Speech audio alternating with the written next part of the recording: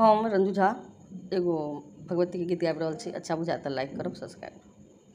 कहाँ माने हेलो काले, कहाँ लट जा रहे, कहाँ मान हेलो काले, कहाँ लट जा रहे, कहाँ माया के लौहे मैया, कहाँ माया के लौहे मैया, सुलहो सिंगार है, कहाँ माया के लौहे मैया, सुलहो सिंगार है। गंगा नहलो काले, बटलट जा रहे, गंगा नहलो काले, बटलट जा रहे, गहबर के लौहे मैया, गहबर के लौहे मैया,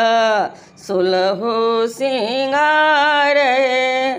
कोने फूल ओढ़न काले, कोने फूल पहिरन है, कोने फूल ओढ़न काले, कोने फूल पहिरन है, कोने फूल के लौहे मैया, सुलहो सिंगार है, कोने फूल के लौहे मैया, सुलहो सिंगार है। बेली फूल ओढ़न काले, चमेली फूल पहिरन है, बेली फूल ओढ़न काले, चमेली फूल पहिरन है, अड़हुल फूल के लौहे मैया, अड़हुल फूल के लौहे मैया, सुलहो सिंगार है, अड़हुल फूल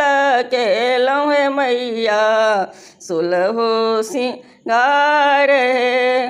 पहिराया ओढ़ी काली, ठर भेली गहबर है, पहिराया ओढ़ी काली, ठर भेली गहबर है, कर जे लगली है मैया, शिव के पुकार है, कर जे लगली है मैया, शिव के पुकार है।